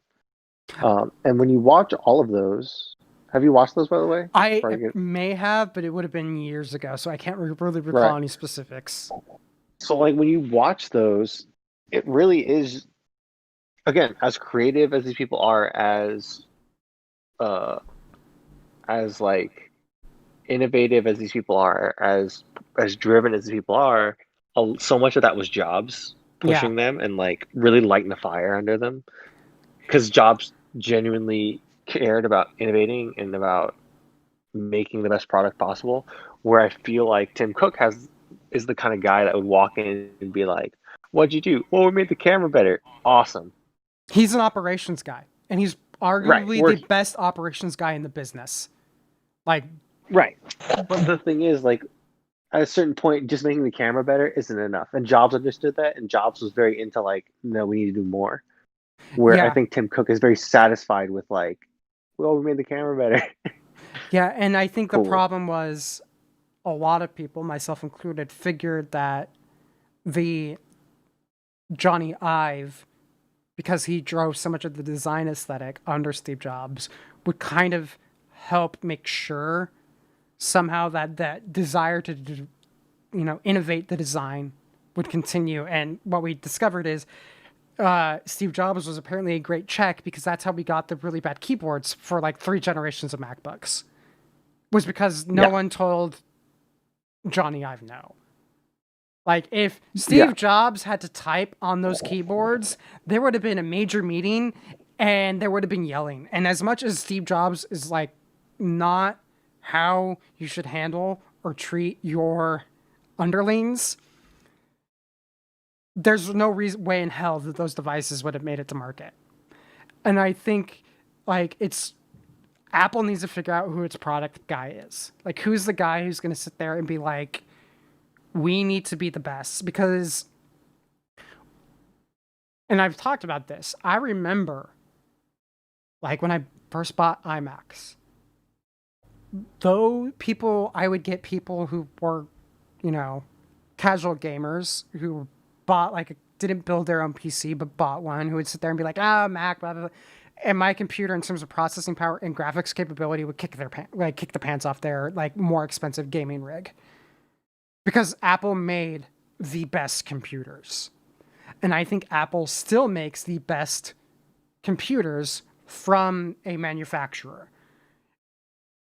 But that said, I'd say that because they got so concentrated on the thinner is better side of things, and because like James and I have actually talked about in some of the work he does like not even for this, but just like other things, not having a Mac that has like PCI expansion slots that we can access, that is price competitive, is hurting our ability to do stuff we want to do because that just device doesn't exist.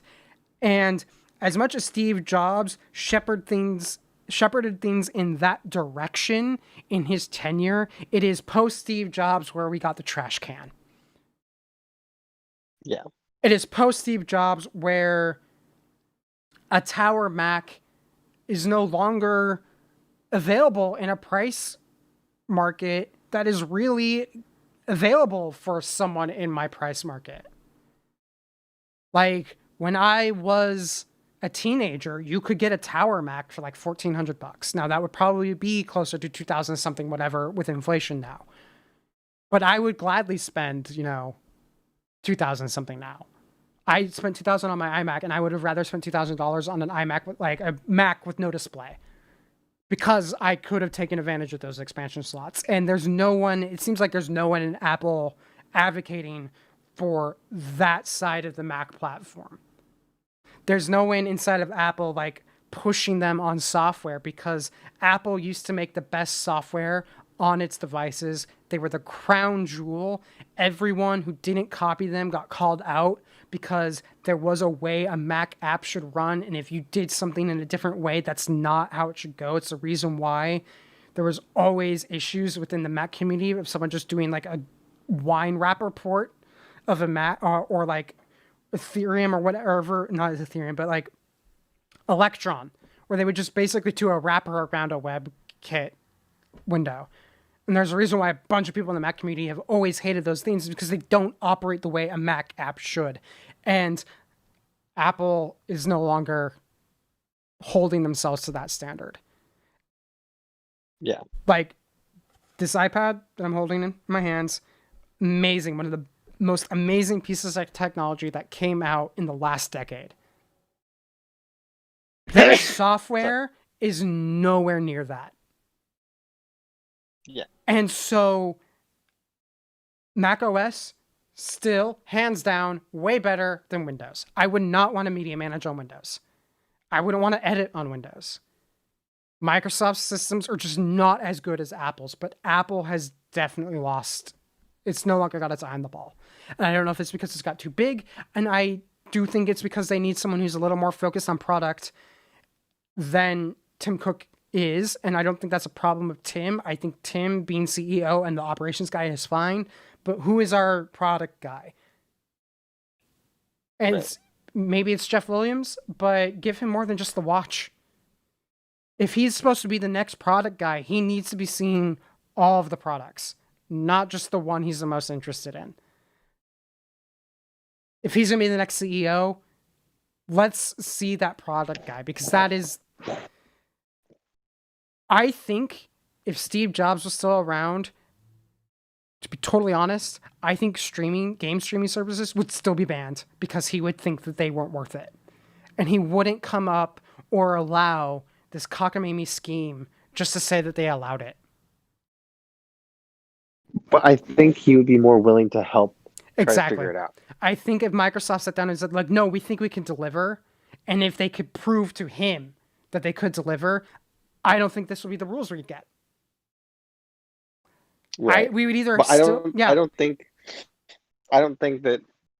that Apple's even coming to the table to talk about it. I just think I think they're shutting them down at the door, and it's like that doesn't help anyone. Because the difference between Steve Jobs and how he handled things like this and how Apple handles things now, Steve Jobs would walk in a room, say your idea is shit, and walk out, but he'd think about it. And a week later, he'd come back and be like, no, we need to do this, and we're moving forward. And he wouldn't sit there. He was also the kind of person who wouldn't tell you, like, I'm sorry, you were right.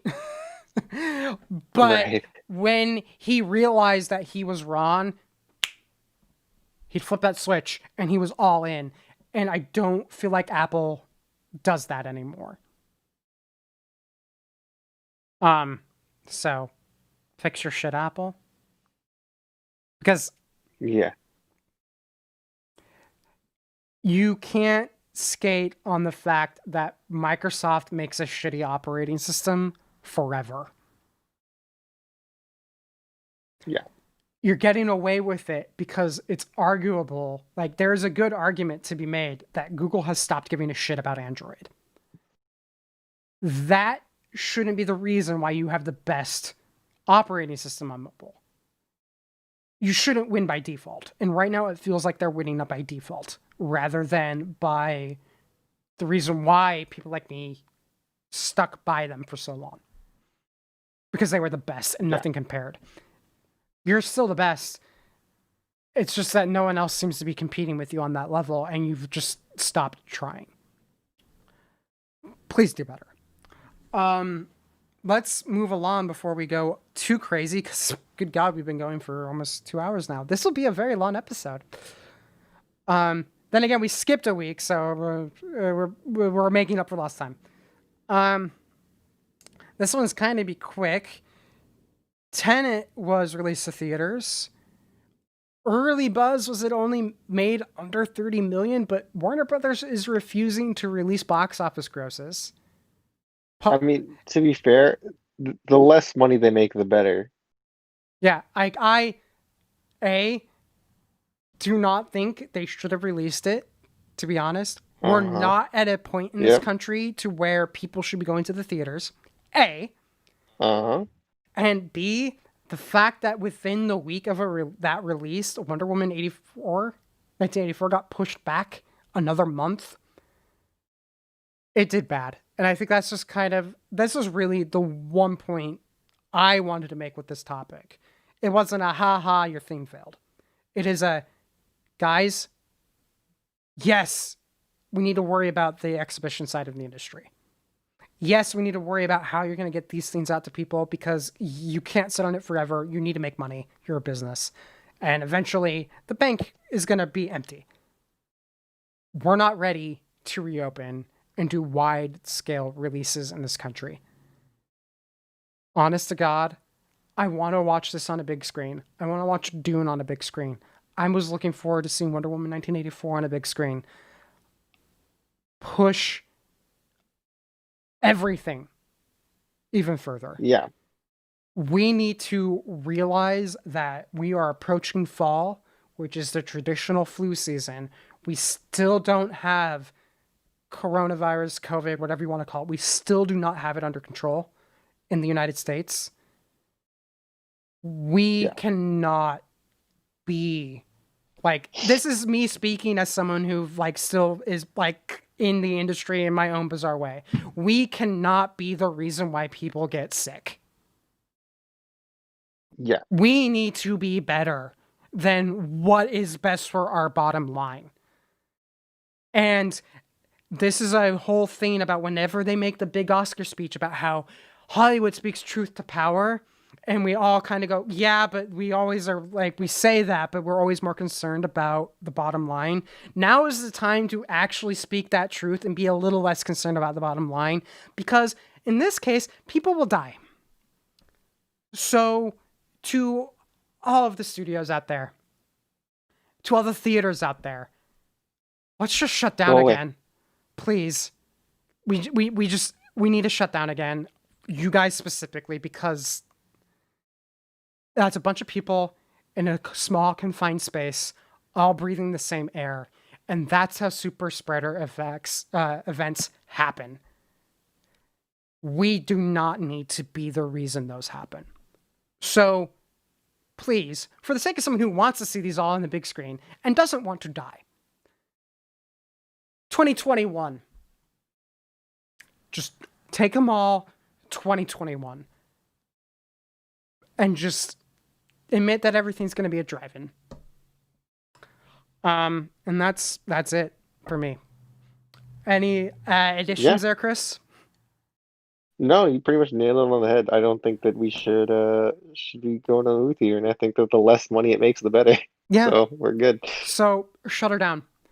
And with that, if there's nothing else, I say this is, we call it thanks for watching. If you're watching I lost the chat partway through. So if you did have a comment, I'm sorry.